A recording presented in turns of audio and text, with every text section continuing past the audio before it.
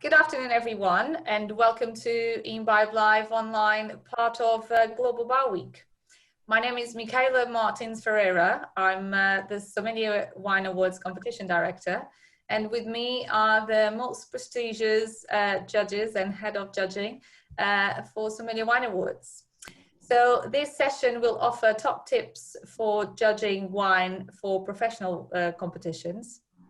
And please join the Sommelier Wine Awards Head of Judging and team leaders, as they will share their judging experiences and why exactly it is important for their careers to judge in wine competitions.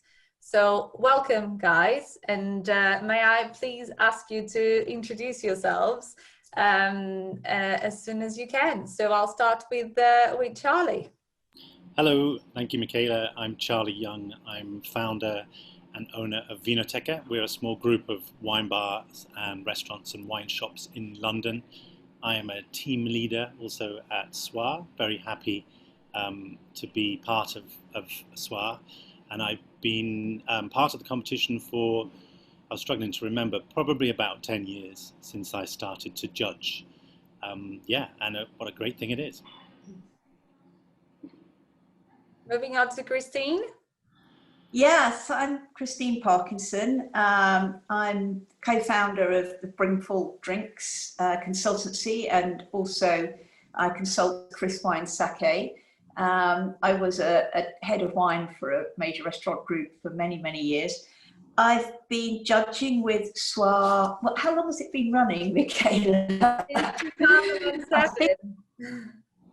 Wow. Yeah, okay. I think I've been judging with it since either 2007 or 2008, and right. I've been head of judge for a few years now, but I worked up through being a judge and then a senior, then a team leader.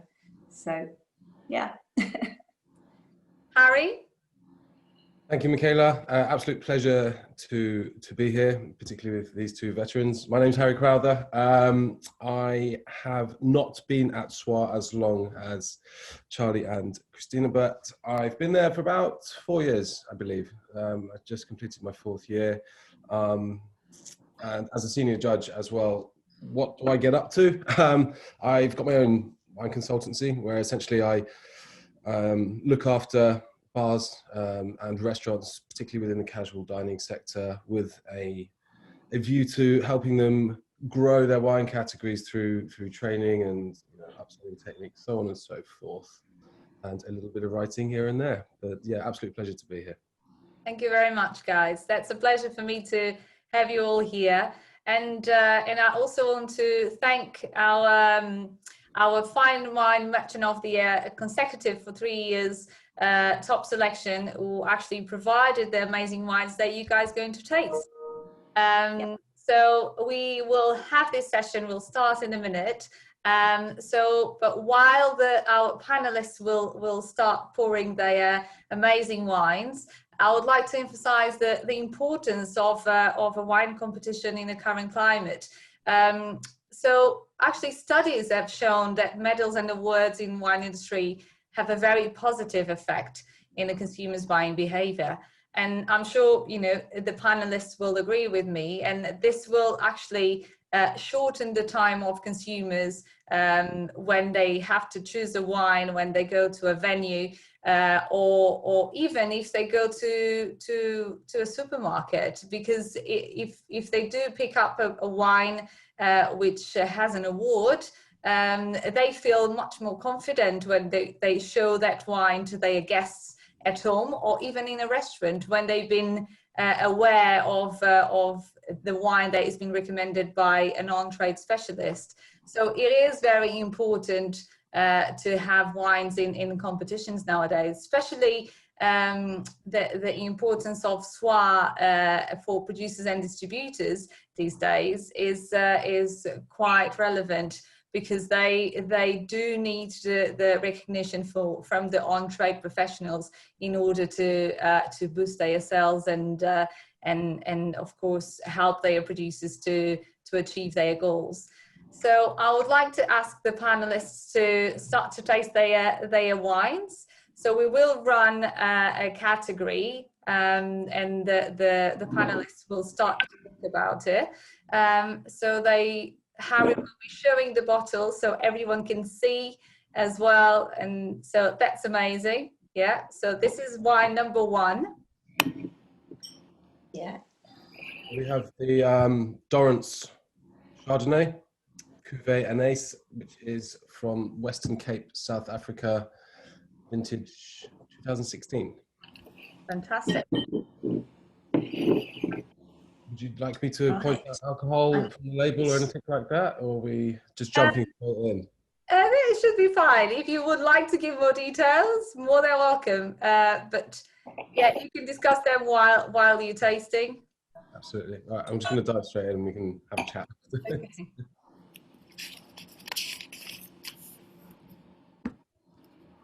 This is interesting. Sorry, just saying, going back to writing things down, but I know that we have the latest tech to do this for us. Yes, so in Sommelier Wine Awards 2020, we've introduced an app called Notable, and we created a bespoke app for Sommelier Wine Awards, which allowed everyone to enter their tasting notes and their scores onto the app, which was filtering through to a panel for Christine as a head of judging. She could see in live what everyone was doing, which was very, very useful. So of course we will be using this new tech moving forward, and these days is even more important to have an app that everyone can record their tasting notes, isn't it? So we can avoid writing everything on paper, which is not really COVID compliance, is it? Absolutely not. And it worked amazingly. It was introduced, wasn't it? When it was first introduced, it actually worked. A treat. Yeah, it was great. It was like me having a vision of what's going to happen in 2021. So who would know that we would need an app straight away? But yeah, it worked very well. It's also super useful for as a buyer to record wines that you particularly liked and then to revisit them and figure out who's supplying them, so on and so forth, where you can dig them out, Absolutely, and we'll probably reduce the time of your searching time for new wines, and probably when you have clients that would like to put wine lists together, and then they've got new vintages and you like to surprise them with new vintages, you'll know that straight away because you already judged that wine, you already have that information. So it's definitely useful for you guys as well. And I'm very pleased that everything worked well. Indeed. It was great. I think that kind of system really means that the judges can focus on the wine and they're not spending ages writing, and we're not on the kind of head table, we're not spending ages trying to read their writing. Yeah. So it becomes about the wine, And that's quite funny because I'm struggling to read my own writing, actually. It would be a lot more beneficial for Christine and her team, and particularly towards the end of the day, that everything's. Oh yeah.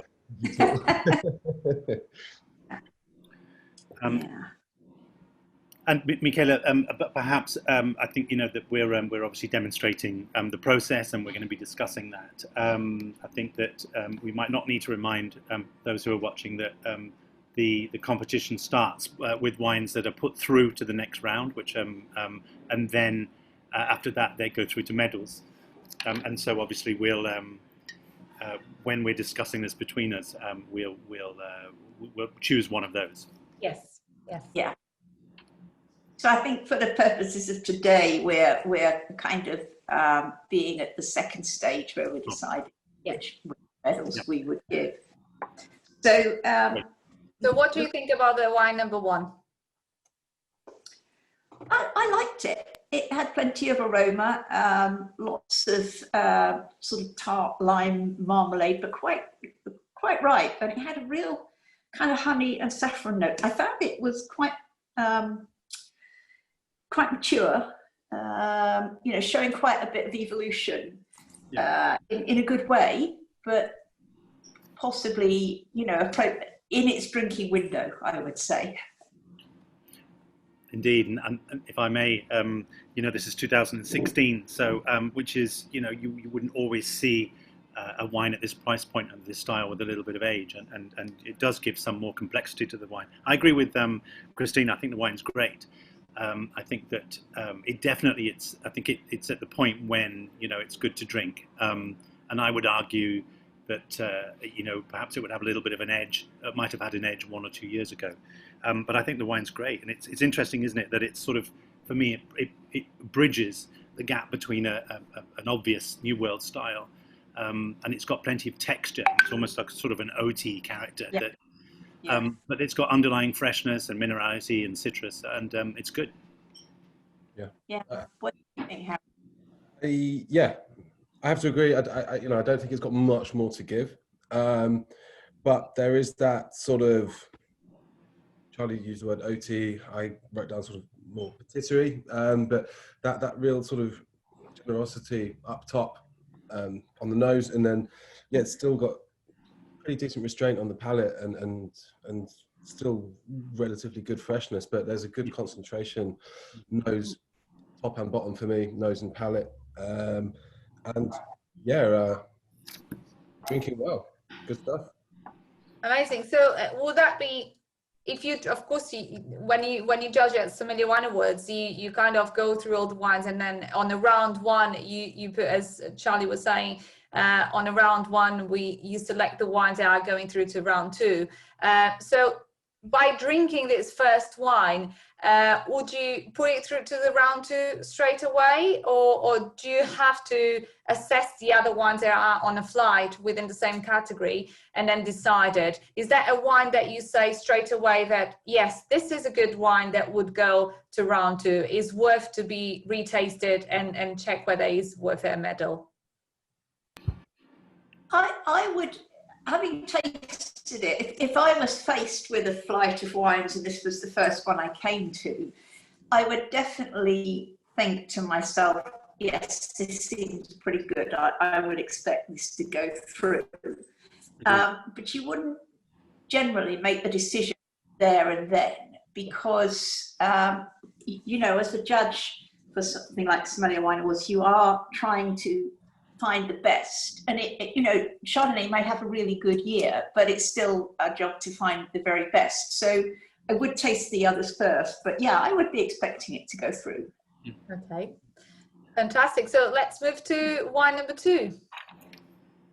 Just one last thing before we move to that. I think what's really useful for me in terms of my experience over the years at the SWA is we have access to the price point.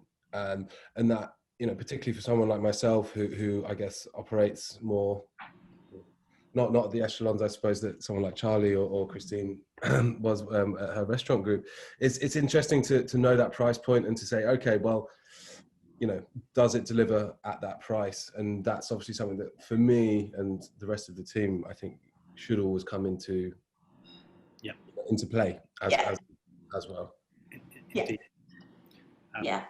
And that's another, I think, you know, as we go and taste the second one now, but in terms of the first wine we've tried, it's the least expensive of the four, and I think in that sense it does offer a lot for the price, and and that's a definite consideration. I think it's probably also worth reminding that when we judge these wines, we need to take into account all different types of establishment, from good pubs, you know, and simple bars through to fine dining. And there is a room and a time for all kinds of different wines in those establishments. Yeah, Absolutely. Yeah. We also, when we're judging, we think about, you know, could this be a wine by glass? Could this be a wine to go with food? And I think the price point of this wine would certainly put it up for consideration. Would it be a wine with food or not? So I think most of the judges would have in their mind whether this might work with food. Yeah, that is definitely something that we always touch, isn't it? Is the food match judging side as well. Because I think that's why we prime for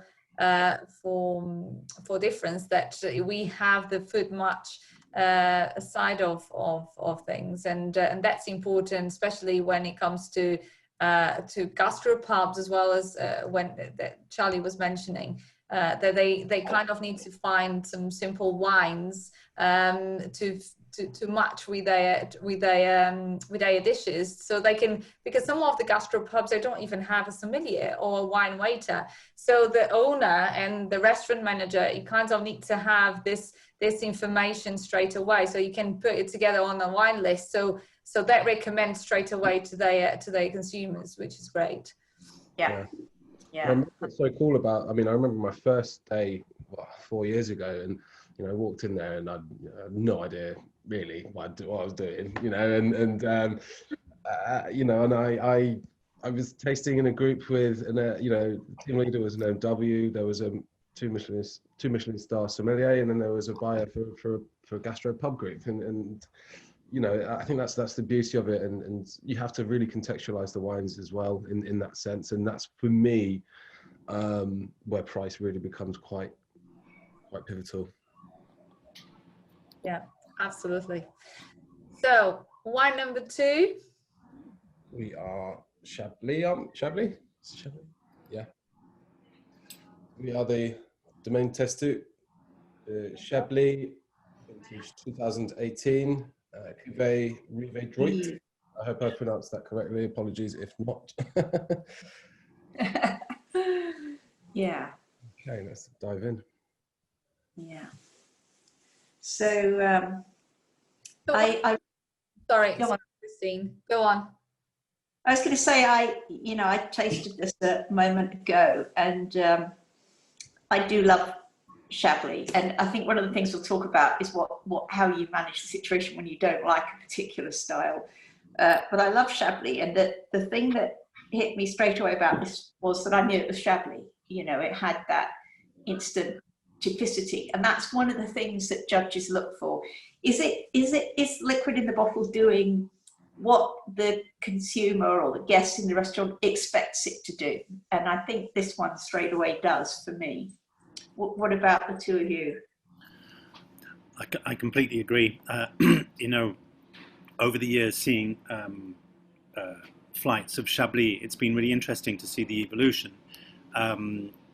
There's always, a good amount of them that really do say, I'm Chablis, and that really, to a large degree, is what you're looking for. But yeah. I think, as we'll get onto with this wine, what I've also seen grow is a better level, or should I say a more appropriate level of ripeness as well, or a level of ripeness that works. So to me, what I like about this is that you can tell it's Chablis. It's got this sort of this tightness and this slight steeliness and this focus. But underlying, you've got really, really beautifully defined, pure Chardonnay fruit of a good ripeness. And I think that in a wine that's like this, the two can really be a perfect match. Yeah. Yeah. There's almost, actually, I've got down here, there is a tropical edge almost to that ripeness. So to add to what Charlie said, that ripeness of fruit, that intensity of fruit is there, and sort of judging through Chablis of the last few Sommelier Wine Awards, that's something that I suppose has really come to the front. There has been elements of wines that we've tasted where they've sort of there've been oaks maybe been more prominent in there. I think for me this wine isn't really showing any noticeable oak, and I think it's just all about that pure fruit and that kind of slightly salty edge, but that tropical nose for me kind of comes through on the palate, and it becomes a little bit more quite heady almost. It's a wine of beautiful intensity. I really think it's, and like you said, typicity, Christine, when we're talking about what does this taste like, and this is your textbook. yeah Top Chablis, I guess, for me. That's great. So it's definitely a good Chablis for you guys. Yeah, I definitely be expecting that to show up on the medal judging week, and And I think that it's worth also mentioning a couple of things that were in its favour, is that when we talk about what type of wine is good for what type of establishment, there are some which manage to to tick quite a few of those, and I think a wine like this is one, because it's actually quite a crowd pleaser because of that ripeness. Whereas some really kind of more austere Chablis will have a good following, but not a particularly wide and broad following. So this is a wine that would actually do in a lot of different places, from a gastropub to a really good restaurant. Absolutely. Yeah, it really would. And that's always, at Sommelier Wine Awards, it's always one of the things we're thinking about, because, I mean, Harry expressed it quite well, being at a table with a sommelier from a 2 Michelin star restaurant and a buyer for a group of gastropubs and whatever. But, we have to think about where it would work, because it might not work where you are employed, but it might be fantastic somewhere else. This is one of the few wines that would work in lots of places, like Charlie says. Yeah, I'll throw a question for you, Charlie, now. So does that make very difficult to come to a consensus of what's called a wine everyone would give if they're not in the same opinion? So if you have, as Harry was saying, if you have a team, you're leading a team where you have 2 Michelin stars wine buyers and sommelier from a chain, and also a gastropub owner, let's say. Is it difficult to come to a consensus when that happens? It can be difficult. Going back to what Harry was saying and what you were just mentioning, that there is a temptation to focus on what you like and what would work for you. So I think that the main answer, you're always going to get some differences. The main answer is to work as a team leader and as a team member, just to remind your team what their job is there, what is for the day, which isn't to single out the ones that you like personally the most, but it's to consider all of the things that are important for this competition. And so once you start to remind that enough, and people can start to relax and work together, then it's easier to get people to understand the key points that you're ticking off when you're judging, and what you're helping people to decide on as a team leader. And price point obviously is one. It's important, whatever the price is, that it represents value. That doesn't mean that it can't cost a lot. And then just really knowing that what are the sort of, irrespective of what the style is, what is the quality, is it well put together, does it work, or are there any harsh elements to it?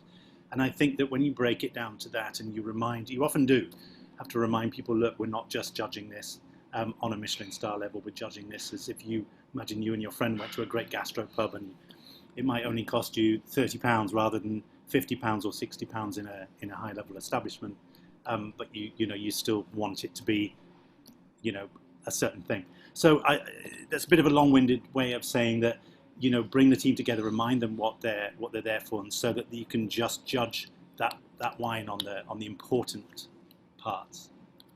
That's brilliant. So I'm sure that a wine like this Chablis would be very easy to come to an agreement, but other wines that is probably slightly complicated. But I'm sure all our team leaders are capable to handle all those challenges during the day, and as well as other wine competitions, because I'm sure they come across with challenges like this too.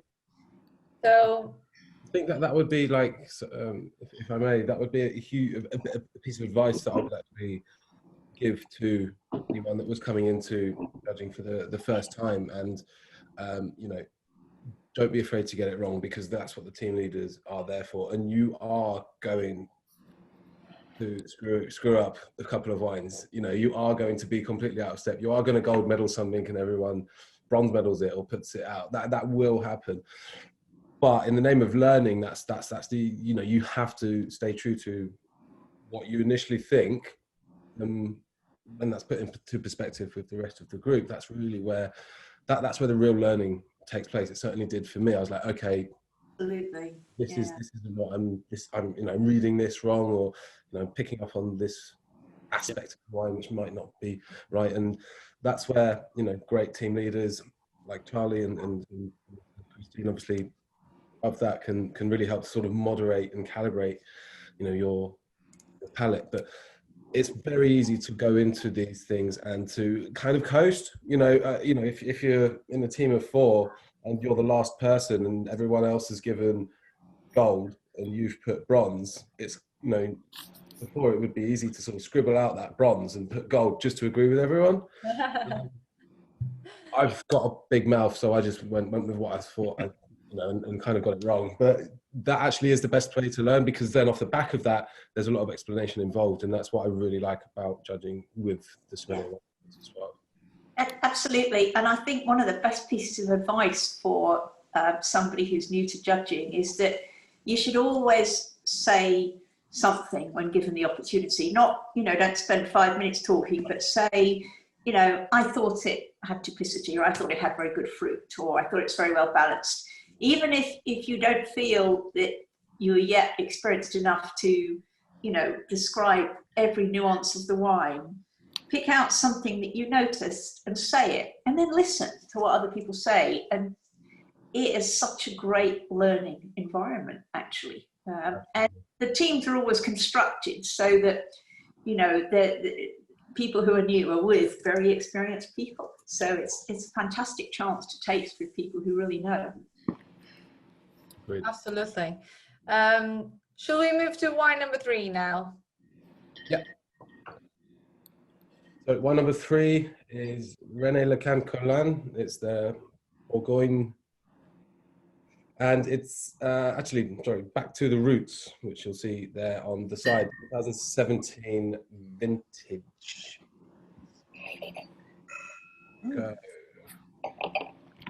I've always been a fan of producer, Santenay. You just mentioned a word that will come up in this question for you, Harry. The wine is subjective, and do you think that is it how can you fairly judge a wine when you're not a fan of? Let's put it in this way, because sometimes that can implicate as well the decision, isn't it? And then how can you be neutral and transparent in your judgment, but you're not a fan of that style, and it's not really the wine that you would drink, but of course you are knowledgeable about it, but it's not really your cup of tea. So how easy and how fairly can you judge a wine that you're not really a fan of? Honestly, it's something that sometimes I still struggle with. But I think what I have learned is, and it kind of goes back to what we were saying just now, is being honest about that. And if you mark something down because you don't like it, that's where discussion with the rest of the team is going to calibrate your palate a little bit more and maybe bring that wine up if you are being a little bit maybe unfair. Also, I would also always say to consider the demographic. So again, going back to the price point, and okay, this wine is 100% not for me, but if you put yourself in the guest's shoes that only wants to spend, I don't know, £30 a bottle, then is that wine right for them? So it really is, it's kind of like a head over heart sort of situation, and it doesn't happen straight away. Took me a while. I guess I still struggle with it sometimes, but yeah, I think that again, being open about that, and then with the team, and then letting them sort of recalibrate you a little bit, I think would be the best way. I mean, I'm not sure what you guys think. No, I think it's as a I went through that as I was working the way through judging and then coming up to team leader, and I still have to remind myself of it now. For example, I'm not a huge fan of a lot of oak, but there are a lot of people who are, and I think that when it comes to judging those wines, myself and everybody else has to sort of take it in steps and go, okay, what is this wine? What's the price? Who's it probably going to end up, or who's it designed for? Let's understand that there is a demand for this style of wine. So within that style of wine, then let's break it down and go, is it balanced? Is it the right level of this, that, and the other? And then it's easier to do that. But yeah, you just keep having to remind yourself, because often I will you know, and the team will put a wine through which personally I wouldn't drink and I wouldn't even choose for, you know, my own list. But I know that it's a very good example of what it is. Yeah, and there are wines that, you know, I see coming up on the last week, which get gold, and I wouldn't necessarily want to drink them myself. But I think one of the really great things about Sommelier Wine Awards is that the judges, they're very mixed, but they are all people who are or have recently worked with the guest in various establishments, you know. So, and the real test is, you know, is the customer going to like this wine? Is it something they want to buy? Is it the right price for them? And I think Sommelier Wine Awards is, you know, it's quite a good place for that. I think that gets remembered because everyone around the table is, you know, is there because they work with the on-trade. Yeah, I think it is important for everyone to know their audience, and that they literally need to create a tailor-made wine list for the audience that they have, isn't it? So being at SWA is kind of putting them out of the box and understand what their audience would also like. Yeah, it is very important to understand all the categories and of course all the styles. And even though if we're not a fan of a style of a wine, we need to ensure that if there is a demand, we need to have that in the wine list.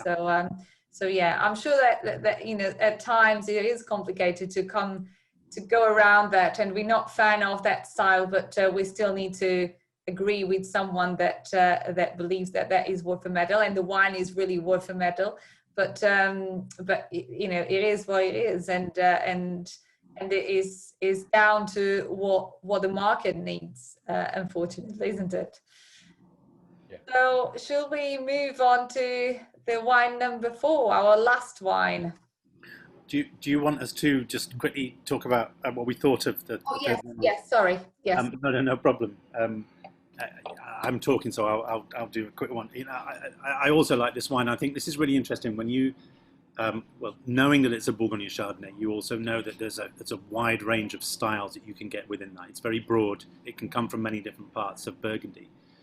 Often what's good about them is that they do represent good value for money. The reason I think this ticks a lot of boxes is that you've actually got, and this has oak, this has some richness, and it's got that sort of butter biscuit, and you know, it's very well put together. So this would work for a number of places that wanted to have something that was sort of halfway to a sort of a Meursault style or a more premium and very expensive white Burgundy, but for, you know, for a lot less money. And I think it's great. I think it's for that reason that would definitely go through. Yeah, absolutely. I agree. Yeah, certainly noticeable oaks. I was wondering what you were after. I was wondering what Charlie was going to say about it after telling everyone he wasn't crazy on oak. But again, I think it's a really good example of separating the heart from the head. I actually really like the wine. I feel like the winemaker's gone kind of balls to the wall in terms of, you know, that sort of baked sunshine fruit, noticeable oak, but it's kind of really restrained the palate, and it does have that lovely energy and citrus drive. Stops it kind of from being clunky, because I think up top there's a lot. I don't know if you guys will agree with me, but it's heavy. Yeah, you know, for sure. It needs that energy, yeah. That energy. For so sure. out of those 4 wines that you tasted, considering that if we are at one of judging days at Sommelier Wine Awards, round 2, how would you award those wines? Do we need to do wine 4, or do we have time? Or Yes. Sorry, wine 4. Okay, we'll do that and then we'll. Okay. Okay, wine 4 quickly. Nathan Kendall, I believe. Finger Lakes, New York, 2018 Chardonnay. New York being New World wine region.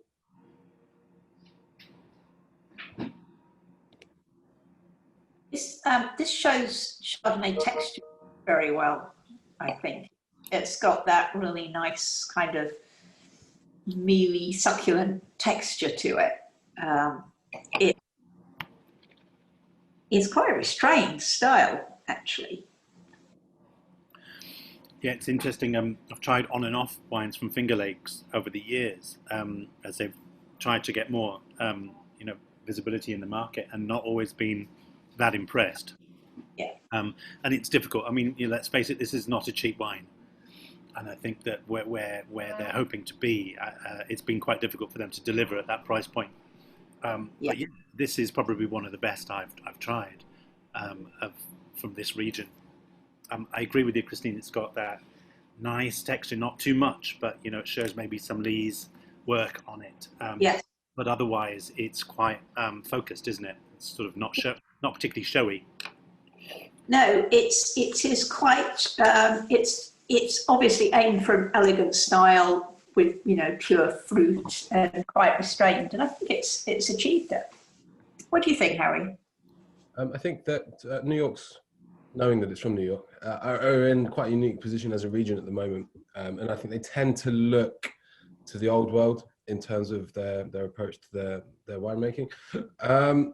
I agree with you on the texture front. I do think there's maybe a lot sort of too much, a bit of sort of reduction, which is struggling to blow off for me. But I can see the vision of the wine, and I can see what, having tried a couple of other wines fairly recently from New York, what the sense of direction is with the region. And for that reason, I think it's quite exciting. Yeah, I think the fruit's almost a little bit too dulled down up top. Texturally on the palate, I think it's there, but I just think it's a little bit shy up top. It's an interesting point. Yeah, it is showing some reduction, and one of the things that I think people who are new to judging are always afraid to do is to put their hand up and say, you know what, I think we should get another bottle of this or whatever. And always in wine competitions, there's always the option, get another bottle opened. And I think, a good piece of advice is to speak up if you think the wine isn't great. I mean, in this case, I think that's more the style the wine's been made in. And I think exactly, what you were saying about they're trying to emulate an old world style. And it is quite an expensive wine. And it for me, almost carries it off. Yeah. And I think especially when you take into account the price, and it's important to look at that against other Chardonnays that we know would be at a similar price, because that's a factor. When people are directed towards buying these wines, I think it's on the understanding that it's the right quality at the right price. So I think for me, that is one of the reasons why it wouldn't get the top medal. I mean, I think it's beautifully packaged. Always a fan of like a naked neck, if you like, and like some pretty cool, quirky artwork. Nice font. It looks cool. Difficult to penetrate the market at that price point, but you can see the vision with it, which is what I think is exciting. And I think New York as a Finger Lakes as an AVA, if you like, is really exciting, actually. Yeah, actually, we get a lot of very interesting wines coming through Sommelier Wine Awards, because I think producers do know that what you said, a wine like this is difficult for it to penetrate the market. And if it's going to penetrate the market, it will be through a sommelier talking to the guest and recommending it, or a note on a wine list, and it's often the way into market. I think it's the restaurant and gastropub trade. So we do get we every single year we have new producers and regions that 3 years ago we received some wines from that region, and they stopped for a while, and now they're coming back, is because the producers are you know, doing something different, and that is very interesting to see, because they are actually targeting your on trade, and they would like to see the recognition from the wine professionals that we have in our judging panel. So it is very interesting to see, and I'm always very excited to see new stuff coming up on the list of lighting for the judging days. So so yeah, hopefully we'll have that again in next year during the judging days. Yeah, I'm sure we will. But a good flight, very good flight, Micaela. Yeah, very great. Four very Amazing. different. Amazing. really solid. I think they would all go through to the final week for, you know, and be judged for medals. I don't think there's anything that would fall off in the first week. And I mean, about how many wines normally go through? It's a bit more than half, isn't it? 2/3 of them go through the second stage. Yeah. So yeah, this was a good showing. Okay. So any golds on this flight, would you reckon? Personally, I think there would be, but it's not totally representative of. We'd normally have larger flights with specific, you know. But you know, if I may, you look at the wines in order. You know, the Dorrance. I think I'm not sure whether the price of that is a big factor, and I think you've got a lot of quality. But it might be the fact that this, you know, and it's this vintage. That might knock it back a little bit, and the fact that it's got lots of development and maybe could have had a little bit more energy might not allow that to be a gold. I think there's a strong argument for the next two wines when you look at what they are and where they sit and how good they are as examples of what they are. That they're I think they're definite candidates for golds. Yeah, I wouldn't be at all surprised to see the Chablis and the Bourgogne turning up on the gold table on the last week, you know, for me to look at. So yeah, they were definitely there or thereabouts, I would say. Okay. So as for first-time judges, what would be your recommendations, let's say, because of course there are this audience would see you know, some tips from you and how to judge at wine competitions, because some of people that have been watching this, they'll probably been judging in competitions, but others they haven't yet. So what would be your 3 key points that these people would look at during a competition, or how do they actually, you know, behave during a competition? I know that they need to feel confident. That's one thing, that they need to be confident in what they say and not be afraid of putting their thoughts out, because that is very important. I think even if they're, you know, very few people feel really confident in their first or even second time judging in a competition. But as I said, you know, say something. Remember, you are part of a team or a panel, and teams and panels work because everybody says something, everybody contributes, and don't copy everyone else. Everyone, even the, you know, the most senior person in the room, they're perfectly used to, for themselves, being the odd one out. You know, I mean, every time I judge, sooner or later, I'll put something out that everybody else thinks is gold, or vice versa. It's completely normal. So don't feel at all self-conscious when that happens to you. Just listen and say what you think and listen. Brilliant. I think that you know, Harry mentioned it first, and Christine backed it up, and I will say the same. The learning process is incredibly important, and we're all, you know, as team leader or as a first-time taster, we're learning all the time, and that's really is, if you think about it, the most exciting thing. So have confidence, definitely have confidence, even if you feel a bit out of place, because it doesn't matter. Harry said this, doesn't matter if you get it wrong, as long as you're sort of getting involved. But you know, the just kind of remember that you're there to learn, and I think that if someone turns up, which generally they don't, thinking that they know it all, then it's not really going to work. If you have the mindset that you're going to get a lot out of it and you're going to learn, then that's going to work very well. Yeah. Brilliant. Amazing advice. I would like to ask you a couple of questions. So one for all of you, and I'm sure you will agree with me, but in the current climate, is value for money still incredibly important in wine trade? You're going to say yes, I'm sure, but I would like to hear what your thoughts about. Yeah. You, Harry?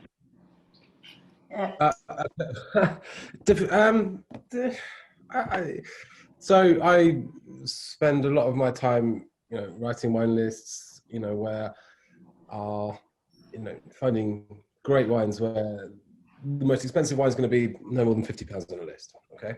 And obviously for me, value really starts to come into it then. But what we have seen, and hopefully that, Christine and Charlie will agree with me, is that there needs then for the wine industry to be sustainable, particularly in light of what's happening now, and then also actually what's happened over the last few years.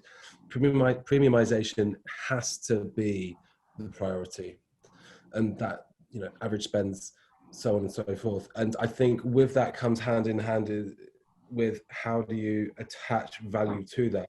So it's very easy to look at wine, say, with green credentials, maybe something that's organic or biodynamic or minimum intervention, sustainably produced, so on and so forth. So it is, but what we are, value is clearly important, but what we are seeing is the consumer, particularly in the sphere that I operate in, and I'm not going to speak for the other guys, is that people are willing to trade up. They are willing to spend a little bit more money if A, wine is perceived to be worth it, and B, I think what it really comes down to is actually the training element and how well that wine is put across to them by their waitress or their waiter. And for me, the only way to combat a drop in volumes in the market, which is essentially what we've been seeing since 2016, is to premiumize. And the best way to do that is to train and to give better value in an experiential way, because wine can only get you so far. It has to be bang on training, and there's and that, for me, that's really where the real value comes in, the experience. How many of your customers do come back to your establishment, etc. And I think that it's worth pointing out, you talked about premiumization, Harry, but value for money exists at every price point. You can have a wine that is, the cheapest on the list, but it isn't good value, and you can have the most expensive wine on the list that is good value. And I think that's, to some extent, I think that's where judging and competitions come in, because, if you think of something like a Chablis, probably almost every wine list in the world has a Chablis on it. And, people dine out and they go to bars and they go to restaurants, and there are people who always have the Chablis, and they will soon notice, which establishment they go to, where they get, a better wine for the money they're willing to spend. And, maybe they are prepared to spend a bit of money, but they want something good for it. So I think it's a really interesting equation, the way that competitions can support driving value for money. And there absolutely has to be, anything, not just wine, but the consumer wants something good for their money, and their money is in short supply at the moment for a lot of people. That's great. Yeah, absolutely. I think it is very important, all the points that you mentioned now. Christina, I also wanted to ask you something, and as a head of judging, I would like to ask, what does make Sommelier Wine Awards a unique competition in the trade? Because of course, we are the only on-trade judged by on-trade. So I would like to hear your thoughts on how important it is in the trade nowadays. It's massively important. I think the clue is in the name. Sommelier Wine Awards. And I should just say that the people who judge they're not all sommeliers, but they all work with the on-trade. So we get people who are restaurateurs, restaurant managers, chefs, even, you know, people who run pub or gastropub groups or whatever. So we get people from all levels, from, you know, I think as Harry said earlier, sort of Michelin-starred restaurants to pubs and gastropubs. But the really key thing is that everyone who's judging at Soir is either somebody who's buying and selecting wines for the on-trade, or is actually serving those wines. And in many cases, they're doing both of those roles, you know. And so I think the judges at Soir are closer to, you know, the real person who matters, the person who's spending their money, you know, the consumer, the restaurant guest, the person in a pub or a bar. I think they're closer to that person at Soir than kind of any other competitions, and all competitions add, you know, value and make it easier for us to sell wines and easier for consumers to choose them. But I think Soir is particularly strong for that point of view. And I think it was said before as well, you know, restaurants particularly are so often where the unusual and the little known succeeds, and it succeeds because there are people there to sell it, talk about it. And it's really one of the only environments where people will buy a bottle of wine and then taste it with an expert standing beside them, and you know, someone to talk to them about it. So I think it's incredibly powerful that's what drives Sommelier Wine Awards. Plus, you know, they're a really great group of people, so tremendous fun to judge there. Amazing. And it's actually, you know, as you're saying, trying and tasting the wine next to an expert, which actually can tell the story behind the bottle, which is also the experience that the client is after, isn't it? Because when they taking guests to a restaurant, or even if they just go out with family, they like to hear more about how the food is cooked and which ingredients they are in that dish, as well as the wine and the story behind that bottle. I think it's the entire experience that makes feel different, and that's why, you know, everyone should still go into restaurants, should still support the industry, because it is important to maintain this social, of course within distance now, but this way that we interact with each other, which is so important over the hospitality business. So so I just wanted to ask if there's anything that you'd like to add in terms of the flight that you tasted, anything that you'd like to say, because of course, you know, there are some other things that I just wanted to mention in terms of how the industry is, and unfortunately, as you all know and have been experiencing the situation, I just wanted to say that Sommelier Wine Awards would be supporting the industry moving forward, and even though it's really hard in people like yourselves trying to create wine lists, the best wine lists now for the demand that is out there, which is very, very difficult. But I just wanted to say that that Soir, you know, is a competition judged by on-trade, but will all the influences that we can give to those wines and to those producers will probably be beneficial moving forward. And yeah, so I would like just to, you know, to give our support out to all the industry, and to thank you all for being part of this. So I just wanted to ask, do you have anything else to add on this? Micaela, there's only one other thing I think which perhaps we haven't mentioned in this. I remember is that you know, we've given a bit of an idea of how we do the judging process. Yes. What we didn't mention is that every single wine is tasted blind. Blind, yes. And you know, most people would know that, but I think it's one of the many very important reasons that Soir is as powerful as it is, and actually. You know, when you are tasting them blind, we know where they're from and we know what the price is, but otherwise and it really helps to all of the things that we were talking about the way that we look at wines and the way we judge them and the way that we consider where they'll end up. It's a big contributing factor. And, you know, personally, it's one of the reasons why I am very keen on being a part of this.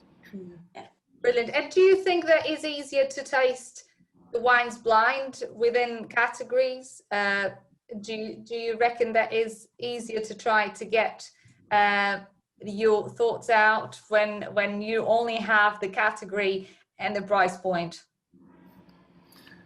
It's a very good question, because there's two ways to look at it. You know, in a sense, it's easier if you know what it is, because you bring along with that your some preconceptions, and so for you might think that it's easier, but actually it's better if you can't see what it is, because you can't bring along with you what you know or what you think you know about the producer or about that appellation or that wine. So I would go with, yes, it's easier once you're in that mind frame, you know, because you're shedding these preconceptions or these ideas that you have about a particular wine or a particular producer. So it's good.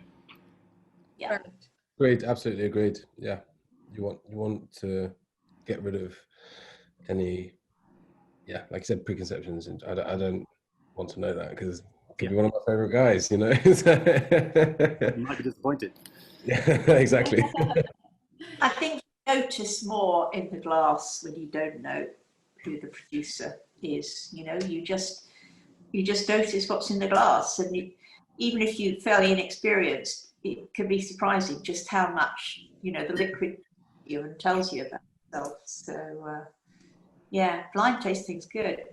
And sometimes you get so surprised, isn't it, when you get the results and you have marked that wine as your favorite, and all of a sudden is a producer that is well known, or a producer that you haven't heard about it. So yeah, it is. I think it is definitely an amazing factor there.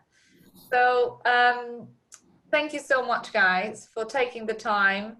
And walk through all the process that we do at Sommelier Wine Awards, and the benefits of judging the wines for competitions, because of course, you know, we talked about Sommelier Wine Awards, which is our competition, but the tips that you gave out, I'm sure applies for other competitions. Of course, everyone is different and everyone has their USPs, and you know, everyone has their criterias. But you know, there are things that there are tasting and judging in wine competitions is definitely tips that these new judges that will probably come to panels will benefit from hearing this session. So thank you so much again, and thank you to Top Selection for the wonderful wines that they provide. Thank you very much. Awesome. Great wines. Yeah. Thank you. Take care. Thank you so much. Thank you. Bye-bye. Bye. Bye.